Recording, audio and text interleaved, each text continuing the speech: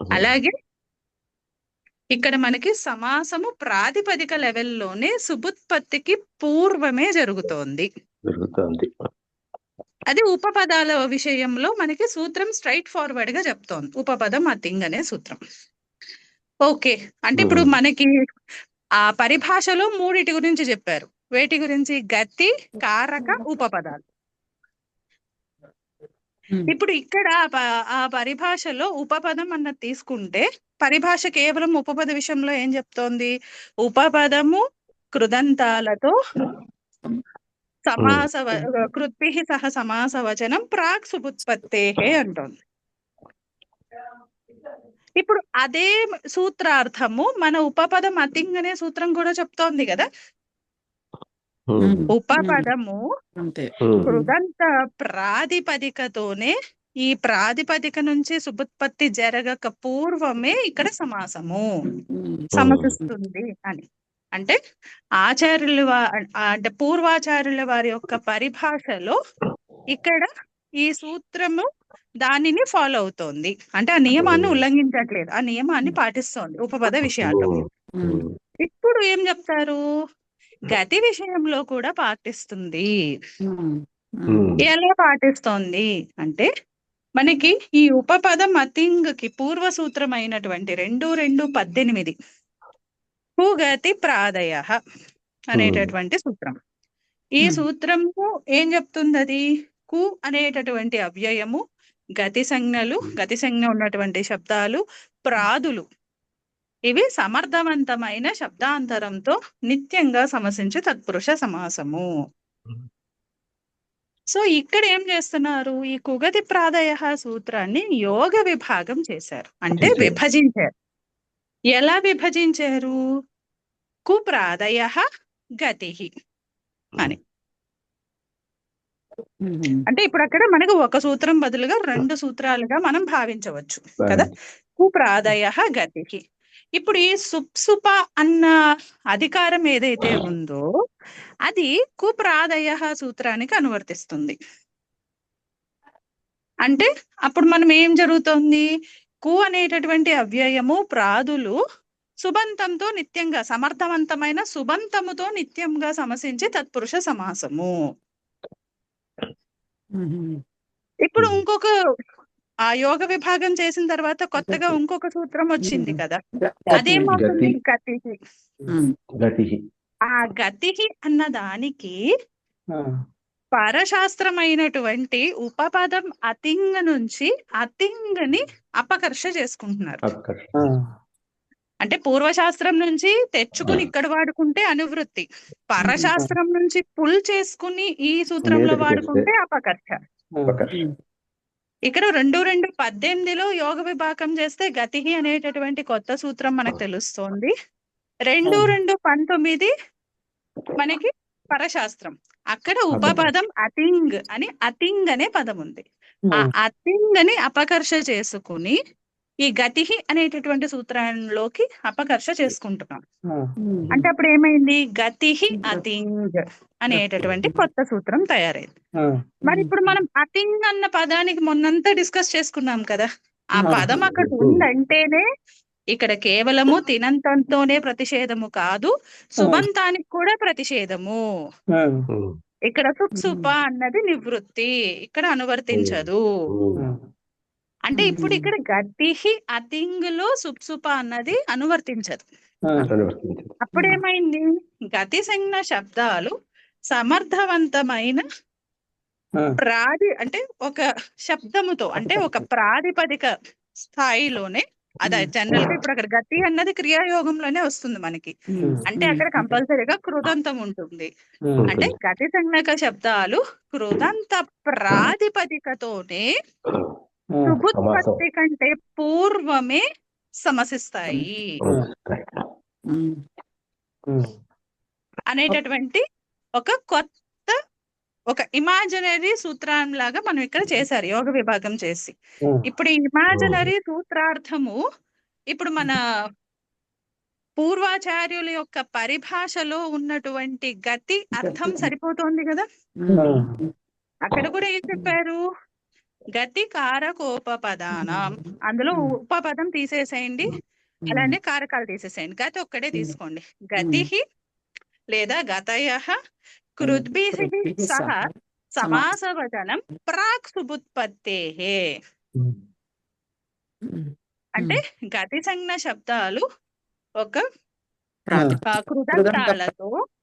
కృదంతాలతో సుబుత్పత్తికి పూర్వమే, అంటే దానికి ప్రత్యయాలు చేర్చక పూర్వమే సమాస వచనము చెప్పాలి, అంటే అక్కడ సమాసము జరగాలి. ఇప్పుడు ఆ నియమాన్ని ఇక్కడ అంటే మన పాణినీయ వ్యాకరణంలో పుగతి ప్రాదయ అనే సూత్రాన్ని యోగ విభాగం చేసి కు ప్రాదయ అని ఒక సూత్రము, గతి అనేటటువంటి ఇంకో సూత్రము, ఆ గతి అనేటటువంటి సూత్రానికి ఉపపదం అతింగ్ అనేటటువంటి సూత్రం నుంచి అతింగ్ ని అపకర్ష చేస్తే అప్పుడు గతి అతింగ్ అనేటటువంటి ఒక అంటే ఒక దాన్ని ఏమంటారు తెలుగులో తెలియదు నాకు, అంటే ఒక ఇమాజినరీ సూత్రం, ఎందుకంటే ఇది యోగ విభాగమే చేశాం కాబట్టి ఫిజికల్ గా కాదు. సో అక్కడ యోగ విభాగం చేసి ఇక్కడ కొత్త సూత్రం వచ్చేలాగా మనం దాన్ని అర్థం చెప్పారు కాబట్టి ఇక్కడ కూడా పాణినీయ వ్యాకరణంలో కూడా గతి సంజ్ఞల విషయములో పూర్వీకులు చెప్పినటువంటి పరిభాష ఇక్కడ కూడా ఇంప్లిమెంట్ అవుతోంది. ఆ నియమం ఏదైతే చేశారో అది మన అష్టాధ్యాయిలో కూడా అదే నియమం పాటిస్తున్నాము. ఓకే, వెల్ అండ్ గుడ్, చాలా బాగుంది. ఇప్పుడు గతి అయిపోయింది, ఉపపదాలు అయిపోయినాయి కదా. ఇప్పుడు కారకాలకి ఎలాగా ఇక్కడ వెంటనే చెప్తారు. ఓకే, కారకాలకి అంటే ఆల్రెడీ ఉన్న మూడు ఉన్నాయి, అక్కడ ఫ్రాక్షన్స్ లాగా డివైడ్ చేసుకోండి. 3 పార్ట్స్ ఉంది పరిభాషకి. గతి పార్ట్ ఒకటి, ఉపపద పార్ట్ ఒకటి, కారక పార్ట్ ఒకటి. అందులో ఆల్రెడీ 2 పార్ట్స్ ప్రూవ్ చేసేసాం.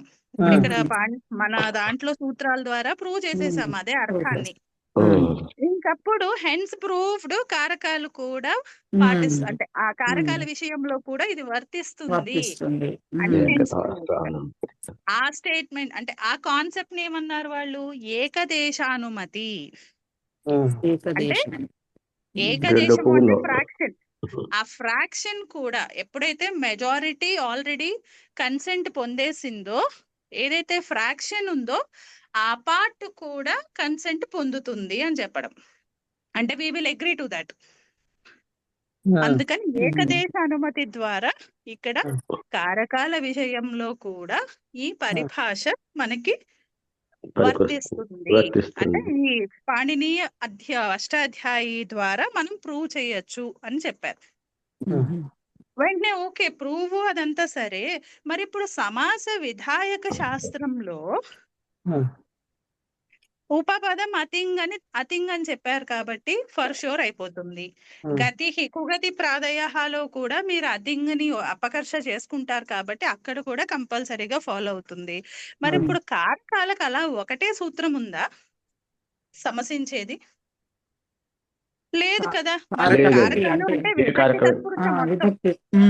విభక్తి తత్పురుష మొత్తం.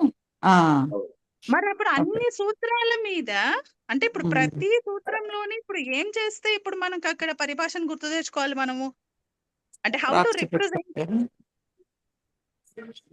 టు రిప్రజెంట్ అంటే అప్పుడు ఓకే, అలా అయితే అన్నిటికీ కలిపి ఇప్పుడు ఇంత అపకర్షలు తీసుకొచ్చి దానికి పెట్టవలసిన అవసరం అయితే ఏం లేదు. మాకు హాయిగా కర్తృకరణే కృతా బహుళం అనేటటువంటి సూత్రం ఉంది. ఆ సూత్రములో ఉన్నటువంటి బహుళ ప్రవృత్తి చేత మనము అన్ని కారకాలను ఆ సూత్రంలో గ్రహించవచ్చు. అలాగే ఈ సుబుత్పత్తి కంటే పూర్వమే సమాసము అనేటటువంటి నియమం కూడా బహుళ ప్రవృత్తి చేత జరుగుతోంది అని మనము జస్టిఫై చేయొచ్చు. మళ్ళీ ఒకసారి చెప్పండి. ఇప్పుడు కారకాలు ఒక సూత్రంతో చెప్పలేము మనం. ఇప్పుడు మీరు గతికి చాలా ఉన్నాయి. సో ద్వితీయాశ్రితాతీత నుంచి మొదలు పెడితే సప్తమి ఎండింగ్ వరకు ఉన్నాయి మనకి. ఇలాంటివే కదా, మరి చాలా సూత్రాలు ఉన్నాయి. మరి అలాంటప్పుడు ఇట్లా ఇండివిజువల్ గా ఏ సూత్రాలు కానీ అతింగులు పెట్టుకుంటాం పక్కన, ఎలా తెచ్చుకొస్తూ ఉంటాము? ఆ, అందుకని ఏం చేశారు అంటే అలా అవసరం లేదు, ఒక ఉమ్, బ్లాంకెట్ సూత్రం ఉంది, ఉమ్, కర్తృకరణే కృతా బహుళం. ఆ సూత్రంలో జనరల్ గా ఏం చెప్తుంది అది? అనభిహిత కర్తకి కరణానికి, అది తృతీయ విభక్తిలో ఉన్నప్పుడు మనకి కృదంతముతో బహుళ ప్రవృత్తితో సమాసము. ఓకే, బహుళ ప్రవర్తితో సమాసం. బహుళం అని కాబట్టి అక్కడ ఇంకా మనం వికల్పము అని చెప్పాం, బహుళ ప్రవృత్తితో సమాసం. అక్కడ ఆహా, బహుళం అనే అర్థానికి మనకి కారిక ఉంది కదా. ఆ, అవును, ఆ, అదేం చెప్తుంది? క్వచిత్ ప్రవృత్తి, క్వచిత్ అప్రవృత్తి, క్వచిత్ అదే వికల్పము, అలాగే క్వచిత్ అన్యదేవ అని చెప్తుంది. అంటే ఏంటి? అక్కడ సూత్రములో చెప్పబడిన నిమిత్తాలు ఆ కండిషన్సే కాకుండా ఏదైనా సరే ప్రవర్తించవచ్చు. అన్యలో ఇది ఆ వస్తుంది అనమాట, కారకం. ఆ దాంట్లోకి దీన్ని కూడా ఇన్కార్పొరేట్ చేసేయచ్చు. ఏదైనా అన్నారు కదా అన్యదేవ, అన్యదేవ. కాబట్టి ఇక్కడ మనకి సుబుత్పత్తికి పూర్వం అంటే సుప్రత్యయాలు చేర్చుకునే పూర్వమే మనం సమాసం చెయ్యాలి అనేటటువంటి నిబంధన ఎక్కడైనా మనం ఉపయోగించాల్సి వస్తే ఆ బహుళ దాంతో మనం చూపించవచ్చు. ఓకే,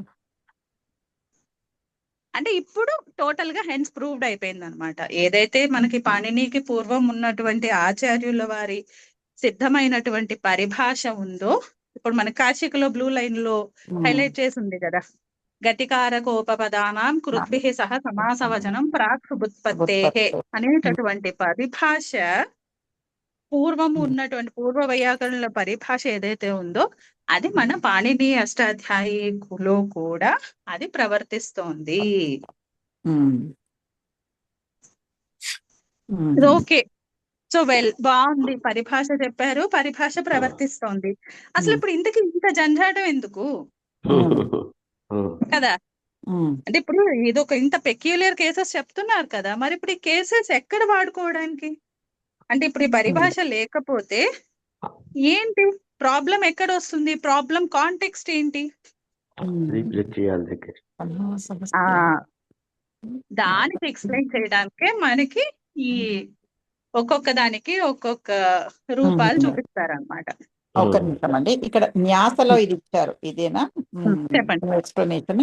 కర్తృకరణే కృతా బహుళం ఇది సమాసః సుబుత్పత్యాం స్థాయం యది సహ సమాసః స్యాత్ తదా ప్రాగ్ అంతరంగత్వాత్ టాప్ స్యాత్ తతః సుప్ పశ్చాత్ సమాసః. అతనికి డైరెక్ట్ గా అశ్వక్రీతి అనేటటువంటి పదానికి ఆ ప్రక్రియను పాటలో చూపిస్తున్నారు. ఇది ఓకే ఓకే, ఇది ఒక రూపసిద్ధి లాగానా? ఆ ప్రక్రియలోకి వెళ్ళిపోయింది. ఆ ప్రక్రియలో అక్కడ డిఫరెన్స్ చూపించేస్తున్నారు. ఓకే, ఇక్కడ మనకి ప్రాక్ సుబుత్పత్తి అని ఎందుకు ఇలా మొత్తుకుంటున్నాము అంటే ఇలా జరిగితే ఇట్లా వస్తుంది, ఓహో, ఆ డిఫరెన్స్ చూపిస్తున్నారు అక్కడ. ఓకే, మీరు థియరీ చెప్తున్నారు, వీళ్ళు ఎగ్జాంపుల్ తీసుకొని చెప్పేస్తున్నారు. ఎగ్జాంపుల్ చెప్తున్నారు ఇక్కడ. సో ఇప్పుడు మనం ఫస్ట్ ఎగ్జాంపుల్స్ లోకి వెళ్తాం ఇప్పుడు. సో మొదటి దీని ఎక్స్ప్లెనేషన్ అండి మీకు సెకండ్ పార్ట్ లో 582 పేజ్ లో ఉంది. ఇప్పుడు మీరు అడిగిన ప్రశ్నకు జవాబు అక్కడ ఉందండి. లక్ష్మీ శ్వేత గారు చెప్పారు కదా, అదే జవాబు గోవిందాచార్య గారి పుస్తకంలో అది ఉందండి. అశ్వక్రీతి అదే ఉదాహరణతో ధనక్రీతి, అశ్వక్రీతి అని.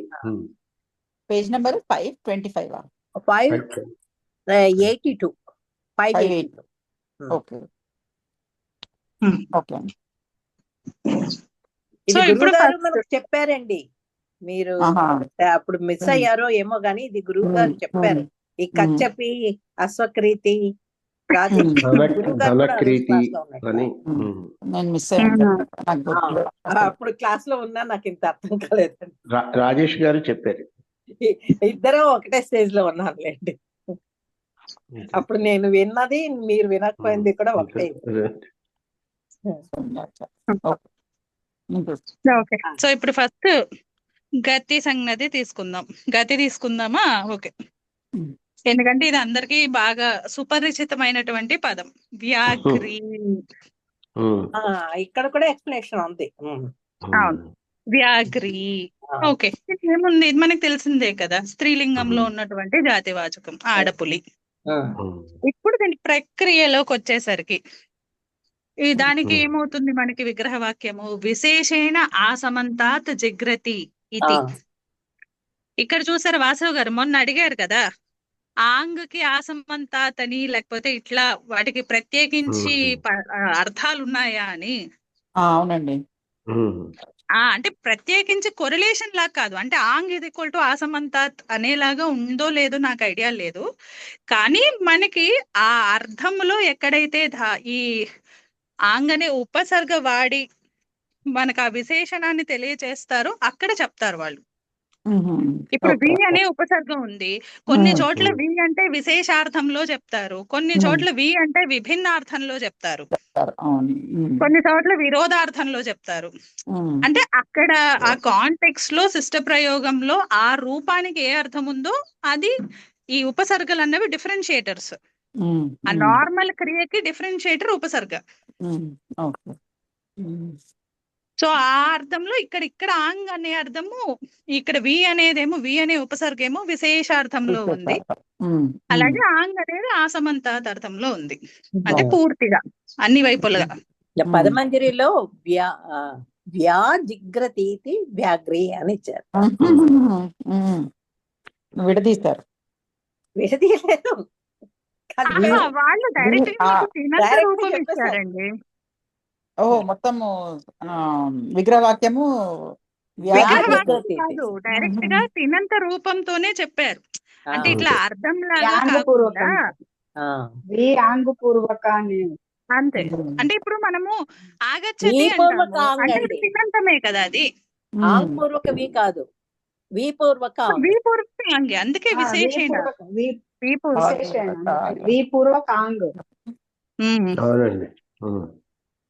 ఓకే. సో ఇప్పుడు దీంట్లో చూద్దాం ఏముంది స్పెషాలిటీ అన్నది. ఇక్కడ మనకి ఫస్ట్ లుక్ లో తెలుస్తోంది రెండు ఉపసర్గలు, వి ఆంగ్ ఉపసర్గ పూర్వక జిగ్రతి అంటున్నారు విగ్రహ వాక్యంలో. అంటే దాని నుంచి మనము ధాతు నిర్దేశం చేసుకోవాలి. ఇది ఎటువంటి ధాతువు? దీర్ఘ ఆకారాంత ధాతు. అంటే ఇప్పుడు మనకి ఇంకా మనం అలౌకిక విగ్రహానికి ఇంకా వెళ్ళలేదు, కేవలము జస్ట్ డిస్కషన్ లో ఉన్నాం అది ఎలా రాస్తున్నాము అన్నది. సో ఇప్పుడు ఇక్కడ మనకి ఇక్కడ కావాల్సింది ఏంటి? వి ఆంగ్ ఏమి అన్నది అనవసరము, కానీ ఈ రెండు ఏది ఉపసర్గలు ప్రాదులు. కానీ ఇప్పుడు మనం దానికి కృత్ప్రత్యయం చేరుస్తాం కాబట్టి ఇది ఉపసర్గాః క్రియాయోగే అనే సూత్రం చేత ఇప్పుడు ఈ ప్రాదులైనటువంటి వి ఆంగ్ ఉపసర్గలు అవుతాయి ఫస్ట్.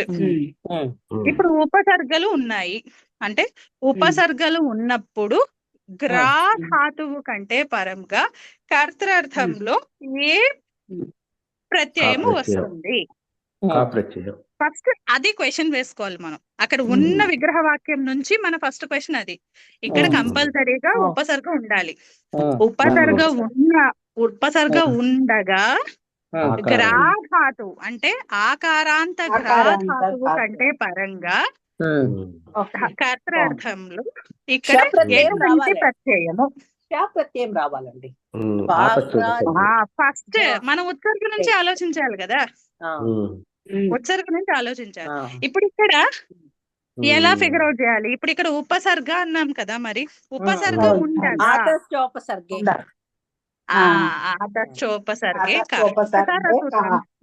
ఒకసారి ఆ సూత్రం ఓపెన్ చేయండి. నెంబర్ ఎంత చెప్తారా? 136 అండి. 3-1-136. ఓకే.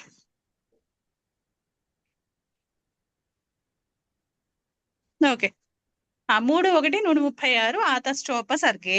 బాగుంది. ఇక్కడ ఏం చెప్తుంది ఇది? నాకు సూత్రార్థం వద్దు. ఆతః పంచమి ఏకవచనము, చ అవ్యయము, ఉపసర్గే. ఇప్పుడు ఇక్కడ మనకి ధాతో అధికారంలో ఉంది కదా ఈ సూత్రము, 3-1-91కి శాస్త్రంలో ఉంది కదా. అందుకని వెంటనే మన మైండ్ దేనికి వెళ్ళాలి? ఇక్కడ సప్తమి నిర్దేశంలో ఏముంది? ఇక్కడ సప్తమి విభక్తి, ఉపసర్గే అన్నది సప్తమి విభక్తి అంత పదము. దాని చేత నిర్దేశించబడింది ఏంటి? ఉపసర్గ అనేటటువంటిది. ఆదర్శ. అంటే ఇక్కడ కేవలము ఉపసర్గ అనే పదమా, ఉపసర్గ సంజ్ఞ? ఉపపదము కూడా అవ్వచ్చు కదా ఇప్పుడు ఉపసర్గ సంజ్ఞ అదే దానికే వెళ్తున్నాం. ఇప్పుడు ఉపసర్గ అనేది కేవలము శబ్దమా? ఉపసర్గ సంజ్ఞ ఉన్నటువంటి ఉపసర్గ సంజ్ఞ ఉన్నటువంటి శబ్దం అంటే ఇప్పుడు ఉపసర్గ కాదా? నా ప్రశ్న ఒకటే, ఉపసర్గ అంటే కేవలము ఉకార సంజ్ఞ, శబ్దం. ఉకార పకార అకార అలా వర్ణాలతో ఉన్నటువంటి శబ్ద స్వరూపమా, లేకపోతే ఇక్కడ సంజ్ఞను తీసుకోవాలా? తీసుకోవాలండి, సంజ్ఞను తీసుకోవాలి. మరి ఇప్పుడు సంజ్ఞను తీసుకుంటే అక్కడ అర్థం ఏంటి? అంటే ఉపసర్గ సంజ్ఞ ఉన్నటువంటి వాచకము నిర్దేశం చెప్తాం, అంతే కదా? అంతే కదా. ఇప్పుడు సప్తమిలో ఉంది సూత్రము, సూత్రంలో సప్తమి చేత నిర్దేశించబడినటువంటి ఉపసర్గ అనేటటువంటి సంజ్ఞ ఉన్నటువంటి వాచకానికి తత్రోపపదం సప్తమిస్థం అనే సూత్రం చేత ఇక్కడ ఉపపదము, ఉపపద సంజ్ఞ. అంటే ఇప్పుడు ఇక్కడ మన లౌకికంగా ఇప్పుడు అసలు నిజంగా దేనికి ఉపపద సంజ్ఞ వచ్చింది? అక్కడ ఆంగ్ ఉంది కదా, వి ఆంగ్ ఆంగ్కి వచ్చింది ఇక్కడ. ఎందుకని? ఉపసర్గ వాచకానికి. ఇక్కడ ఉపసర్గలా ఉన్నది వి ఆంగ్ రెండు ఉన్నా అవి రెండు భిన్న పదాలు కదా. ఇప్పుడు ధాతువుకి అవ్యవహిత పూర్వంలోనే కదా మనం చూసుకోవాలి ఇమీడియట్ గా. ఇక్కడ ఉన్నది ఆంగ్. కాబట్టి ఆంగ్ కి ఇప్పుడు ఆతశ్చోపసర్గే అనే సూత్రంలో ఉపసర్గ అనేటటువంటిది సప్తమి విభక్తి చేత నిర్దేశించబడినది. సో అటువంటి ఉపసర్గ వాచకానికి తత్రోపపదం సప్తమిస్థం అనే సూత్రం చేత అంటే ఉపపద సంజ్ఞ ప్రాప్తించగా, ఇప్పుడు ఉపపదమైనటువంటి ఆంగ్ ఉన్నప్పుడు రా అనేటటువంటి ఆకారాంత ధాతువు కంటే పరములో కర్తృర్థంలో ఆతశ్చోపసర్గే అనే సూత్రం చేత ప్రత్యయము విధించబడుతూ ఉండగా, ఇప్పుడు ఇది విధించేయగలమా లేకపోతే పరశాస్త్రంలో అపవాదులు ఉన్నాయా? అపవాదులు ఉన్నాయా చెక్ చేసుకోవాలి. అపవాదులు ఉన్నాయా? ఉన్నాయి. మనకి డైరెక్ట్ గా గ్రా నిర్దేశమే ఉంది కదా సూత్రము.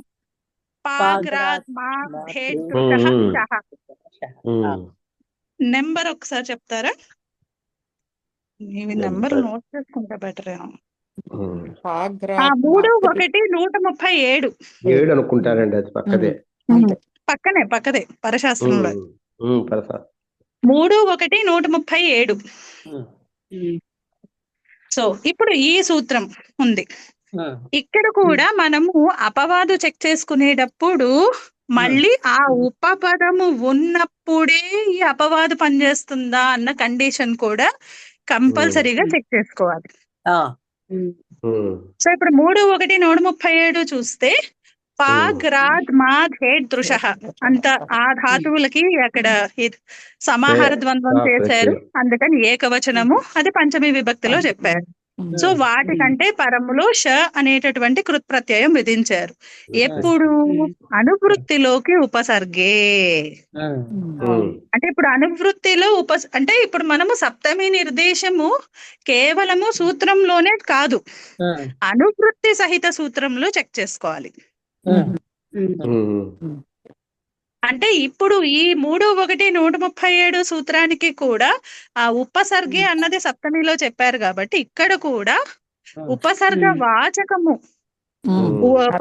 ఉన్నప్పుడు మాత్రమే ఈ 5 ధాతువుల కంటే ష అనే ప్రత్యయ విధానం. అంటే ఇప్పుడు పర్ఫెక్ట్ అపవాదు, ఉత్సర్గ అపవాదు. కాబట్టి ఇప్పుడు ఆతశ్చోపసర్గే అనే సూత్రం చేత క ప్రత్యయము విధించబడుతూ ఉండగా దానిని బాధిస్తూ దృశ షహ అనేటటువంటి సూత్రం చేత ఆంగ్ ఉపసర్గ ఉన్నప్పుడు గ్రా అనేటటువంటి ఆకారాంత ధాతువు కంటే పరములో ష అనే ప్రత్యయము విధించబడుతూ ఉండగా, మళ్ళీ విధించేస్తున్నామా? ఇంకేమైనా ప్రాబ్లం ఉందా ఇక్కడ? ఉన్నట్టుంది. వార్తికం ఉంది. ప్రాబ్లం ఉంది కదా వార్తికము. గ్రహ ఏం చెప్తున్నది? గ్రహ సంజ్ఞాయామ్న విగ్రతే సంజ్ఞాయాం ప్రతిషేధ వక్తవ్యః. ఇక్కడ కూడా చూడండి, ఆ వార్తికంలో కూడా మనకి ఏదైతే ఆ సూత్రంలో అంటే వార్తికం ఏ సూత్రానికైతే టైప్ లో ఉందో ఆ సూత్రంలో ఉన్నటువంటివన్నీ కూడా దీనికి క్యారీ ఫార్వర్డ్ అవుతాయి. అంటే ఉపసర్గే అనేటటువంటి అనువృత్తి ఈ వార్తికానికి కూడా అప్లై అవుతుంది. అంటే ఇప్పుడు ఈ వార్తికం ఎప్పుడు పనిచేస్తుంది? ఉపసర్గ ఉన్నటువంటి విగ్రతేహే అంటే జ్ఞాధాతువు కంటే పరములో ఈ ష ప్రత్యయము ప్రతిషేధించబడినది ఎప్పుడు ఆ సమస్త పదము సంజ్ఞ అయితే. అయినప్పుడు సంజ్ఞాయాం అంటే అంతే కదా, అదే ఆ సమస్త పదం ఏదైతే వస్తుందో ఆ సమస్త పదము సంజ్ఞను చూపిస్తే గనక ఇక్కడ ప్రతిషేధము. అంటే ఒక నామమన సంజ్ఞ అంటే అంటే proper noun. Proper noun. Okay. ఇప్పుడు మరి ప్రాపర్ నౌన్ అనే కాదు, కామన్ నౌన్ కూడా చెప్పచ్చు. ఇప్పుడు ఇది జాతి Common పేరు noun. కదా, అంతే కదా. వ్యాఘ్ర జాతి పేరు కదా. వ్యాఘ్రము. వ్యాఘ్ర అనేది జాతి పేరు అది. ఉమ్. సో ప్రాపర్ కామన్ రెండు నౌన్స్. ఉమ్. అంటే చాలా సూత్రాలలో సంజ్ఞాయాం అంటూ మళ్ళీ చిన్న ఫ్యాక్షన్ లాగా మారుస్తాడు కదా, అందుకని అడిగాను. ఓకే. సో ఇప్పుడు ఈ వార్తికము మనని ష ప్రత్యయ విధానాన్ని ప్రతిషేధిస్తోంది. అప్పుడు మనకి ఏమైంది, మనం మళ్ళీ ష షట్లింగ ప్రత్యయం రాదు. ప్రకరణంలో చూసుకున్నటువంటి న్యాయం మళ్ళీ ట్యాగ్ చేసుకోవాలి. మళ్ళీ కాప్రత్యయానికి వెళ్ళాలి.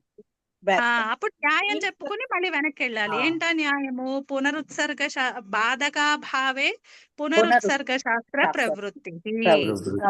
అంటే బాధకాభావే అంటే బాధకము అభావమైనప్పుడు అంటే బాధకము లేనప్పుడు పునః మరలా ఉత్సర్గ శాస్త్ర ప్రవృత్తి. అంటే ఎప్పుడైతే ఉత్సర్గకి బాధకం ఉంది కానీ ఇప్పుడు ఆ బాధకము లేనప్పుడు లేని పరిస్థితుల్లో మళ్ళీ ఉత్సర్గే ప్రవర్తించాలి. అంటే ఇప్పుడు ఉత్సర్గ సూత్రం వచ్చి ఇప్పుడు మాకు అదే కా ప్రత్యయము దాన్ని బాధించి షా ప్రత్యయం విధించారు. ఇప్పుడు మళ్ళీ దాన్ని పోయింది. ప్రతిషేధము అంటే బాధకము ప్రవర్తించదు అని చెప్పడమే కదా. అంటే ఈ బాధించిన దాన్ని మళ్ళీ ఇంకేదో బాధించడానికి ఏమీ లేకపోతే అప్పుడు పునరుత్సర్గ శాస్త్రం అని అది కదా న్యాయం చెప్పింది. మళ్ళీ ఇంకోటి బాధించడం లేకపోతే అని కాదు. ఇప్పుడు చూడండి, ఇప్పుడు ఇందులోనే చూడండి, ఆతశ్చోపసర్గే అన్నది ఉత్సర్గ. దానికి నెంబర్ 1 బాధకం 1 వచ్చి ఏంటి? పాగ్రాత్ మాధే దృశః శః. ఓకే, ఇప్పుడు ఈ శః ప్రత్యయం అదే ఈ ప్రత్యయ విధానానికి వార్తికము ఈ సూత్రాన్ని ప్రవర్తించట్లేదు. అంటే ఇప్పుడు ఏ ఉత్సర్గకైతే బాధకం ఉందో ఇప్పుడు అది బాధకం ప్రవర్తిస్తుందా? ష విధానము మనం విధించడానికి వీలుందా? లేదు. ఎందుకని ఆ ష విధానాన్ని ఇంకోటేదో అది నెగెట్ చేసేస్తుంది. నువ్వు ఇక్కడ ప్రవర్తించడానికి వీల్లేదు అని చెప్పేసింది. వార్తికము లేకపోతే కొన్నిసార్లు సూత్రాలు అవ్వచ్చు, ఏదైనా నెగెట్ చేసేస్తుంది అక్కడ. నెగెట్ చేసేస్తున్నప్పుడు ఇప్పుడు నాకు కిం కర్తవ్యం? నేనేమో ఉత్సర్గనేమో నాకు నువ్వు కాదు అపవాదు ఉంది అని బాధకానికి వచ్చేసాను నేను అపవాదికి. ఆ అపవాదికి వస్తేనేమో ఈ కేసులో సంజ్ఞాయాం కేసులో నువ్వు ప్రవర్తించడానికి వీల్లేదు అని దాన్ని సీట్లోంచి తోసేసింది. మరి ఇప్పుడు నేను మళ్ళీ ఎక్కడికి వెళ్ళాలి? ఇప్పుడు నా ఉత్సర్గ ప్రవర్తించడానికి బాధకం ఏమైనా ఉందా? లేనట్టే కదా, ఎందుకంటే ఈ వార్తికం మళ్ళీ ప్రతిషేధిస్తోంది కదా. అది ఎప్పుడు రెడీగానే ఉంది. అంటే ఇప్పుడు ఇది వరకు అది రెడీగా ఉంది, కరెక్ట్. అది రెడీగా నేను ఇస్తాను అంటే వాడు అప్పిస్తాను అంటే నాకు అప్పొద్దు, నేను వీడి దగ్గర నుంచే తీసుకుంటానని వాడిని తన్నిటి వచ్చేసాను. వీడేమో నేను చేతకైతే నేను ఇవ్వను అని చెప్పాడు వాడు. సో అందుకని వాడివ్వడు. ఇప్పుడు నేను ఏం చేయాలి? కామ్ గా మళ్ళీ వీడి కన్నా బెటర్ చాయిస్ నాకు లేదు కాబట్టి ఒరిజినల్ దానికే ఇస్తానన్న వాడి దగ్గరికి వెళ్ళిపోవడమే. వాడు ఎప్పుడు రెడీగానే ఉన్నాడు కూడా కనుక. ఓకే, సో ఇక్కడ ఏంటంటే మనకి ఇక్కడ టెక్నికల్ టర్మ్స్ లో ఎక్కడ డిఫరెన్స్ వస్తుందంటే ఉత్సర్గని బాధకం ఉంది కాబట్టి ఉత్సర్గని ప్రవర్తించకుండా ఈ ష విధానానికి వెళ్తున్నాం. కానీ ఉమ్. ఎప్పుడైతే ఆ ప్రవర్తించాల్సిన విధానాన్ని కూడా బాధకం వచ్చి అది నిషేధం అయిపోయిందో అప్పుడు ఉత్సర్గకి ఏమైంది? దాన్ని ఆపడానికి బాధకం ఏం లేదు, దాన్ని బాధించేది ఏం లేదు ఇప్పుడు. అందుకని మళ్ళీ మనం బాధకాభావే అంటే ఉత్సర్గకి బాధించడానికి ఇంక ఏమీ లేనప్పుడు మళ్ళీ అదే ప్రవర్తిస్తుంది. ఆపసర్కి అంటే మళ్ళీ ఆతశ్చోపసర్గకి వచ్చాం అనమాట. ఇప్పుడు క ప్రత్యయము విధిస్తూ ఉండగా ఈ క ప్రత్యయము అన్నది కృత ప్రత్యయం కాబట్టి కృదంతయో ఇక్కడ మళ్ళీ మనకి ఏమైనా ఉంటే అంటే ఇప్పుడు కుంభం కరోతి అక్కడ మళ్ళీ చూసుకున్నాం చూసారా, అక్కడ కృదంత యోగంలో మళ్ళీ అనభిహిత కర్మలు ఏమైనా ఉంటే ఇక్కడే మోడిఫై చేసుకోవాలి దాన్ని, అంటే ఆ షష్ఠీ విభక్తి విధానం అన్నది. ఇప్పుడు ఇక్కడ మనకి కరెంట్ కాంటెక్స్ట్ లో లేదు కాబట్టి క ప్రత్యయము విధించగా ఇప్పుడు ఫస్ట్ టైం అలౌకిక విగ్రహవాక్యం రాస్తున్నాం. వి ఆంగ్ లేదా వి ఆ గ్రా క.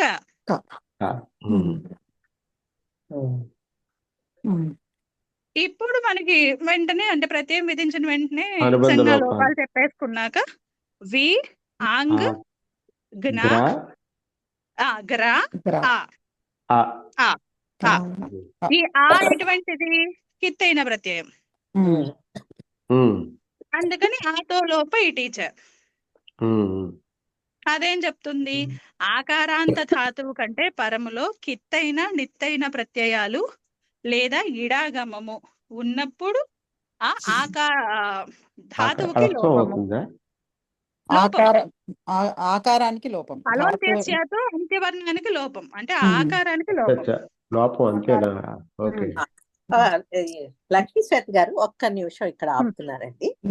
ఇది బాధకాభావే పునరుత్సర్గ శాస్త్రస్య ప్రవృత్తి దానికి గోవింద గారి పుస్తకంలో ఇచ్చిన ఎక్స్ప్లెనేషన్ హిందీలో ఉన్నది చదువుతానండి. ఇంతవరకు నేను అలాగే అదే అనుకున్నాను, చెప్పండి. అది నేర్చుకున్నది అదే కాబట్టి बाध्य के बाधक का निषेध होने पर पुनः अन्य बाधक शास्त्र उपस्थित होने पर उसी उत्सर्गार्थ प्रथम बार बाधित शास्त्र की ही प्रवृत्ति होती है. అంటే దీన్ని బాధించి నేను ఎలా అర్థం చేసుకున్నానంటే ఇప్పుడు క ప్రత్యయం వస్తోంది, ఆ క ప్రత్యయాన్ని బాధిస్తూ ష ప్రత్యయం వచ్చింది. ఈ ష ప్రత్యయము నిషేధింపబడింది. అంటే ఇప్పుడు కా ప్రత్యయానికి బాధకం లేదు, అది అభావం. కా ప్రత్యయానికి బాధకం ఏమీ లేదు, అది బాధకాభావం, అది బాధకాభావం, అది బాధకాభావం. అంతేనండి. ఇది వీళ్ళు చెప్పినట్టు అన్ని శీర్షాసనాలు వేసి ఆఖరి కన్క్లూజన్ ఇది నాకు అర్థమయ్యింది. అక్కడ వాళ్ళు ఉత్సర్గకే వచ్చాం. అంటే బాధకం ఏమిటి అంటే ఆ ఉత్సర్గని బాధించే శాస్త్రం బాధకం. ఆ బాధకం లేకపోతే అంటే ఈ ఉత్సర్గని ప్రవర్తించకుండా బాధించే శాస్త్రం ఏమీ లేనప్పుడు దాన్ని దాటి వెళ్ళిపోయినా సరే మళ్ళీ అదే ప్రవర్తిస్తుంది. అంటే ఇప్పుడు ఈ నిషేధం చెప్పింది చూడండి, దీన్ని బాధించేది ఇంకేమీ లేదు. మనకు అలా కూడా వచ్చిన కేసులు ఉన్నాయండి. అంటే సంజ్ఞాయాం నా అన్న దాన్ని మళ్ళీ బాధించే సూత్రం ఏమీ లేదు కాబట్టి వీఆర్ గోయింగ్ బ్యాక్ టు ప్రత్యయ విధానానికి వెళ్ళాం. అంతే, దానికి తర్వాత సూత్రం లేదు. అలానని మళ్ళీ క ప్రత్యయాన్ని ఇంకోసారి బాధించే సూత్రము లేదు. ఎందుకంటే మనము ఈ జస్సులకి షస్సులకి అక్కడ పూర్వ సవర్ణ దీర్ఘానికి అక్కడ మనము లేయర్స్ లో చేసుకున్నప్పుడు మళ్ళీ ఆ ప్రాబ్లమ్స్ కూడా వచ్చాయి కదా. అక్కడ అపవాదులు వచ్చాయి, మళ్ళీ పురస్తాద్ అపవాదాన్ అంటూ అక్కడ మళ్ళీ ఇంకో ఇక్కడ రెండూ లేవు. అంటే ఇప్పుడు ఈ వార్తికాన్ని నిషేధించేవి లేవు, అలాగని మళ్ళీ ఉత్సర్గ శాస్త్రం ప్రవర్తించకుండా ఆపే బాధకాలు, కొత్త బాధకాలు లేవు, రెండు లేవు. ఇంకా దానికి ఇంకా అంటే నేను నా అండర్స్టాండింగ్ ఇక్కడ దాకే అయిపోయింది. ఈ బాధించి ఒకటి వస్తోంది, క ప్రత్యయం వస్తోంది, దాన్ని బాధించి కొన్ని ధాతువులకు సపరేట్ గా ష ప్రత్యయం విధించారు. ఆ వాటిలోంచి జ్ఞానం సపరేట్ గా తీసుకొని ఇది సంజ్ఞ విషయంలో దీనికి రాదు అని చెప్పేశారు, ఈ ష ప్రత్యయం రాదు అని చెప్పేశారు. దీన్ని మళ్ళీ బాధించి నెగెక్ట్ చేసేది ఇంకే సూత్రము లేదు కాబట్టి ఆల్రెడీ ఇష బాధింపబడింది. వార్తిక అందుకని ఉంది.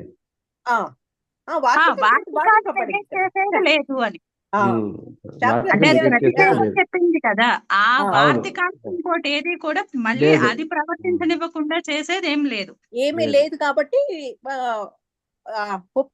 ఉత్సర్గ సూత్రానికి వెళ్ళాం మళ్ళీ.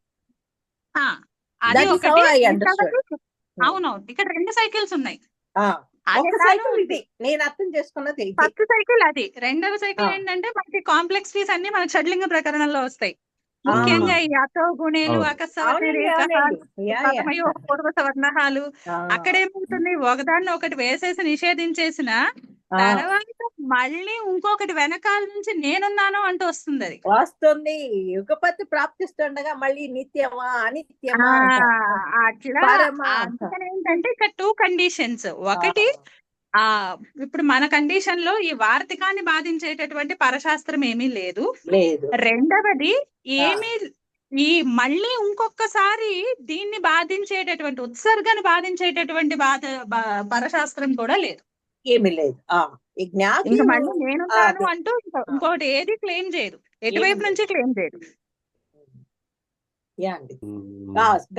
ఎందుకంటే ఈ న్యాయాలు బాగా అర్థం చేసుకుంటేనే మనకు రూపసిద్ధుల్లోనూ రూపాలు మనకు అర్థం అవుతుంది. అందుకే ఆపి మరి పాయింట్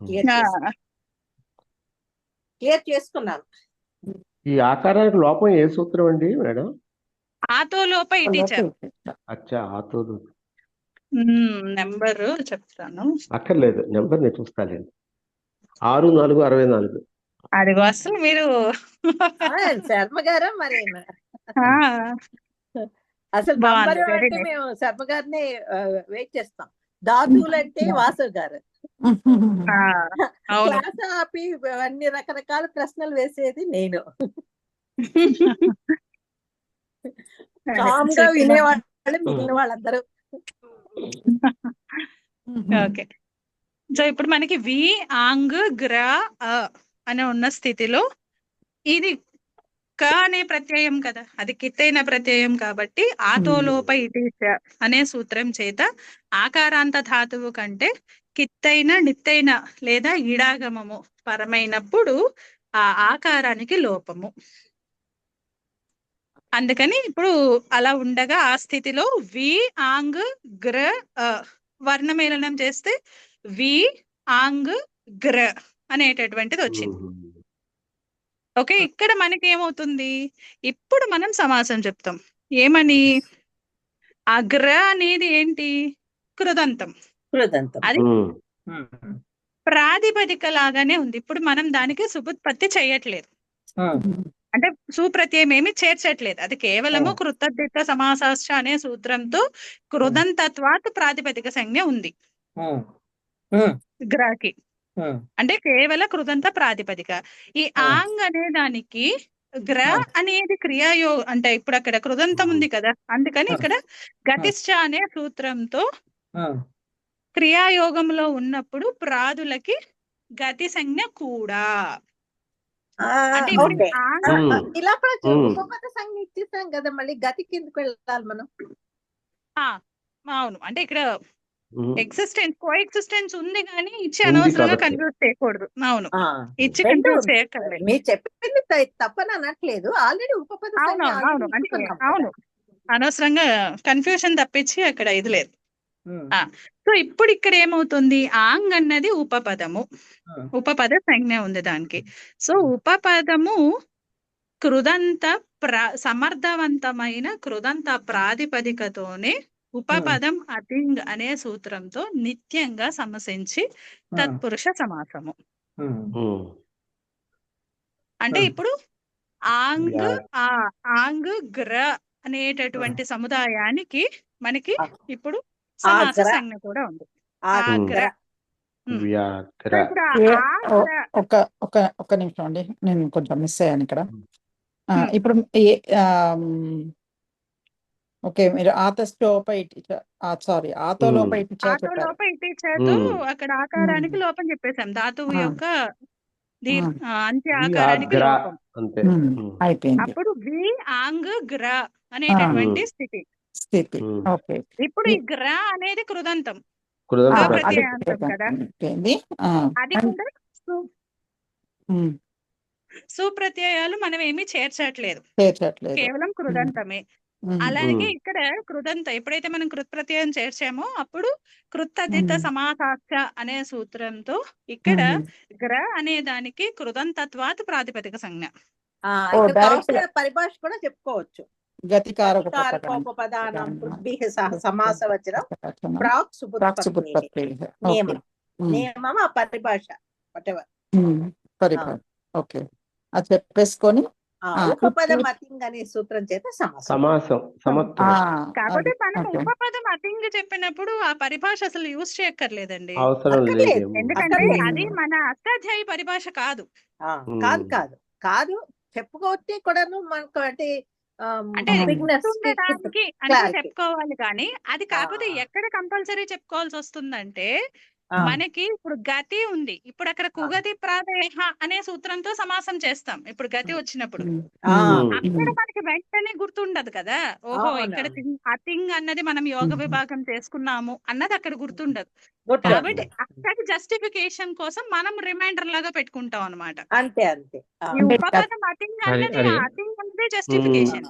అంటే ఇక్కడ వ్యాధి చేయడానికి రెండు సమాస విధాయక సూత్రాలు.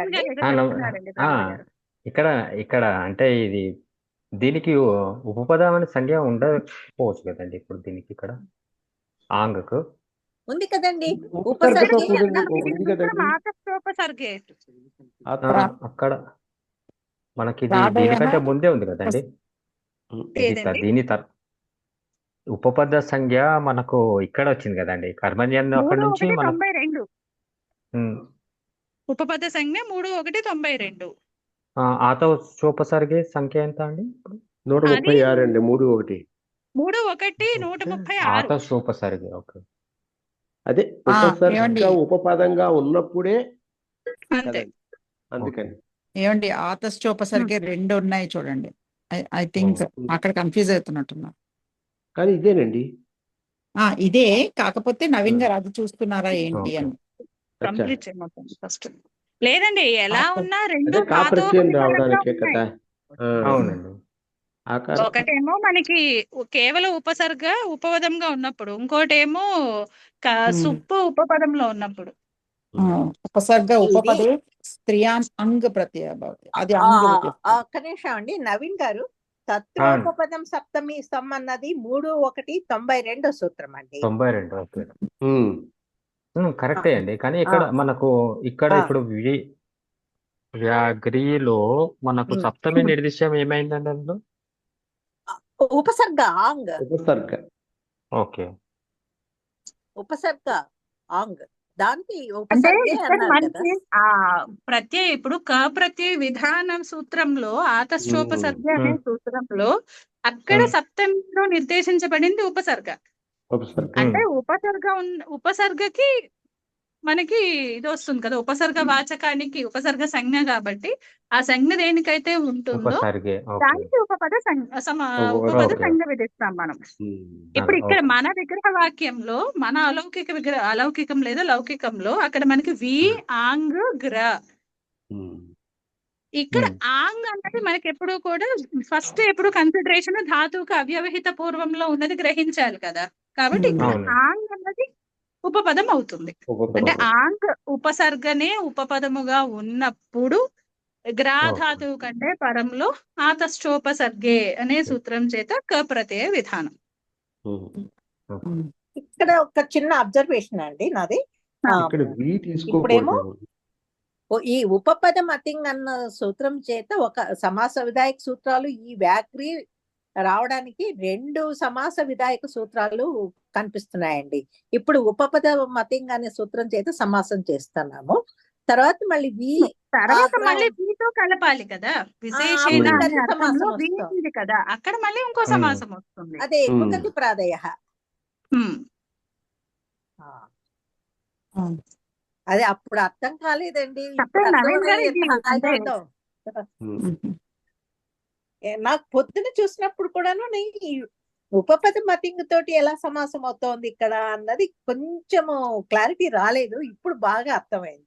ఈ ఆంగుకి ఆంగు ఉపసర్గే అన్నది సూత్రంలో వాడారు కాబట్టి ఆతస్థ ఉపసర్గే అన్నది సప్తమిలో ఉంది కాబట్టి దానికి ఉపపద సంజ్ఞ. ఇప్పుడు అర్థమైందండి, బాగా అర్థమైంది. నవీన్ గారు ఇప్పుడు సాటిస్ఫైడా? కరెక్ట్. ఓకే ఓకే అండి. నేను అంటే అసలు ఇక్కడ అంటే నేను కొంచెం మిస్టేక్ అయ్యాను. నేను వేరే తీరుగా అర్థం చేసుకున్నాను. నవీన్ గారు, మనకు ఆతస్థోపసర్గే కహ అన్నప్పుడు ఈ ఉపసర్గకి ఉపపద సంజ్ఞ ఇవ్వాలన్న ఆలోచన అక్కడ లేదండి. లేదండి. అది లేదు. అది మిస్టేక్ అండి. ఓకే మిస్టేక్ కాదు, కరెక్టే. మన క్రమంలో వెళ్తున్నాం. మనం మనం అర్థం చేసుకోవడం వేరే తీరుగా అర్థం చేసుకోవడం. ఇప్పుడు కరెక్టే. అలాంటి పొరపాటు ఇంకా చెయ్యం, తెలిసిపోయింది కదా. ఉపసర్గే అన్నారు కదా. కరెక్టే. ఉపసర్గే, అందులో దానికి అనువృత్తిలో ఇంకా ఏ ఉపపదాలు లేవు. అవును. ఇప్పుడు మీరు కొన్నిసార్లు ఏమవుతుంది మనకి ఆల్రెడీ ఇప్పుడు ఆతోను ఉపసర్గే కహ అంటే 3 2 2 అనుకుంటా. అక్కడ చూడండి అక్కడ కూడా అనుపసర్గే అని గాని అవునండి. ఏదైనా ఉంటుంది ఒక సప్తమి నిర్దేశం. అవును. కానీ అనువృత్తిలో ఆల్రెడీ కర్మణి అని ఉంది. అవును. అండ్ మనకి కర్మణ్య సూత్రం ద్వారా ఆల్రెడీ అక్కడ కర్మవాచికి మనకి ఉపపదం ఉంది. అవును. ఆల్రెడీ అక్కడ ఉపపదం ఉంది కాబట్టి ఇక్కడ సప్తమి నిర్దేశము వేరే అయి ఉంటుంది అని మళ్ళీ అక్కడ మనం ఆలోచించాలి. అవును. కాకపోతే ఈ కాన్ఫ్లిక్ట్ మనకి ఈ ఆతశ్చోపసర్గే సూత్రంలో రాదు, ఎందుకంటే అనువృత్తులు ఇంకేం లేవు. ఆ కర్తరీకృత్తు అలా కామన్ అనువృత్తులే తప్పించి మనని డీరైల్ చేసేటటువంటి అనువృత్తులు లేవు అక్కడ. అందుకని ఉపసర్గ ఉపస్థితిలో ఉన్నప్పుడే ఆకారాంత ధాతువుల కంటే పరంలో కర్తరర్థంలో క అనేటటువంటి ప్రత్యయ విధానం. ఓకే, సో ఈ ప్రక్రియలో ఇప్పుడు ఎక్కడ ఉన్నాము? ఇక్కడ రాసుకోవడం మాత్రం రాసుకున్నాను లాంగ్ బ్యాక్. ఆంగుకి ఉపపద సంజ్ఞ అని చెప్పి రాసుకున్నాను, ఎందుకో అర్థం కాలేదు, ఇప్పుడు అర్థమైంది. కొత్త వర్డ్ ఉపపద సంజ్ఞ ఆంగ్కి చెప్పారు పాయింట్ రాసుకోవడం. అలాంటి పుస్తకాల్లో చాలా ఉంటాయి కదా. ఇప్పుడు అది అర్థమైంది, అప్పుడు రాసుకోవాలి. ఓకే, మనం ఎక్కడున్నామంటే ఇప్పుడు సమాసం అయిపోయింది. ఇప్పుడు అక్కడ ఏం చేస్తున్నాము? ఈ గ్ర ఏమో కృదంత ప్రాతిపదిక, ఏమో ఉపపదం. ఇప్పుడు ఉపపదము సమర్థవంతమైన కృదంత ప్రాతిపదికతో ఉపపదం అతింగ్ అనే సూత్రం చేత సమాసము సమాసత్వాత్ ప్రాతిపదిక సంజ్ఞ సుప్పులకు లుక్కు, ఇక్కడ సుప్పులు లేవనుకోండి, సుప్పులకు లుక్కు అయిన తర్వాత మనకి ఉపసర్జన సంజ్ఞ ప్రథమా నిర్దిష్టం సమాస ఉపసర్జనం అనే సూత్రం చేత ఉపపదం అతింగ్ అనే సమాస విధాయక సూత్రంలో ఉపపదం ప్రథమాలో నిర్దేశించబడింది కావున ఇక్కడ ఉపపదమైనటువంటి ఆంగ్ కి ఉపసర్జన సంజ్ఞ, ఉపసర్జనం పూర్వం అనే సూత్రం చేత పూర్వ ప్రయోగము. ఇప్పుడు మనం హాయిగా వి ఆగ్ర అయింది. ఇప్పుడు ఉపసర్జన సంజ్ఞ దేంతో విధించారండి మీరు? ప్రథమా నిర్దిష్టం సమాస ఉపసర్జనం. సమాసంలో చూడండి, సమాస విధాయక సూత్రంలో ప్రథమలో ఏది చెప్పారు? అది మొదటి అధ్యాయంలోనే వస్తుందండి, అది నెంబర్ అయితే గుర్తులేదు. ఓకే, నంబర్ తో నాకు ప్రాబ్లం లేదు కానీ ఓకే. ఇప్పుడు ఈ ఆంగ్ అనే దాన్ని 1:2:43 1:2:43 ఓకే, ఈ ఆంగ్ అనే దానికి ఇప్పుడు మీరు ఉపసర్జన సంఖ్య విధించారు. అది ఉపపదము. అలానే సమాస విధాయక శాస్త్రం సూత్రంలో ఉపపదం అతింగ్లో ఉపపదం అన్నది ప్రథమాలో చెప్పబడింది. అందుకని ప్రథమా నిర్దిష్టం సమాస ఉపసర్జనం అనే సూత్రం చేత ఉపపద సంజ్ఞ ఉన్నటువంటి ఆంగ్కి ఉపసర్జన సంజ్ఞ, అలాగే ఉపసర్జనం పూర్వం అనే సూత్రం చేత పూర్వ ప్రయోగము. ఓకే, సో ఇప్పుడు వి ఆగ్ర అని ఉంది. ఇప్పుడు ఈ ఆగ్ర ఎటువంటిది? ఒక కృదంత ప్రాతిపదిక, అంటే సమస్త పద ప్రాతిపదికే, కానీ ఒక కృదంత ప్రాతిపదిక అని కూడా చెప్పుకోవచ్చు కదా. ఎందుకంటే అక్కడ ధాతు యోగం ఉంది కదా, అక్కడ గ్ర అనే ధాతు యోగం ఉంది కదా, అక్కడ సుప్పులు పెట్టలేదు కదా, సుప్పులు చేర్చలేదు. ఓకే, వి ఇప్పుడు వి అనేది ఆగ్రా ఉంది. ఆగ్రా. ఇప్పుడు ఇది ఇక్కడ ఈ ఆగ్రాలో మనకి ధాతు యోగం ఉంది కదా, క ప్రత్యయ అంతం కాబట్టి అక్కడ ధాతు యోగం ఉంది. గ్రా ధాతువుకి క యోగంలో ఉంది, క ప్రత్యయ యోగంలో కూడా ఉంది. అందుకని ఇక్కడ గతిశ్చ అనే సూత్రం చేత ఆగ్ర అనేటటువంటి కృదంత యోగంలో ఈ వి అనేటటువంటి ప్రాదికి గతి సంజ్ఞ కూడా. ఇప్పుడు మనము ఈ పరిభాష చెప్పుకుని ఇప్పుడు కంపల్సరీగా చెప్పుకోవాలి, ఎందుకంటే కుగతి ప్రాదయ అనే సమాస విధాయక సూత్రం, అందులో అదే అతింగు గురించి అది చెప్పట్లేదు. యోగ విభాగం చేసి మనం ఎక్స్ప్లెయిన్ చేస్తున్నాం కానీ లేదు. కాబట్టి ఇక్కడ ఏం చెప్తామంటే గతికారకోపపదానాం కృద్భిః సహ సమాస వచనం ప్రాక్ సుబుత్పత్తేహే అనే పరిభాష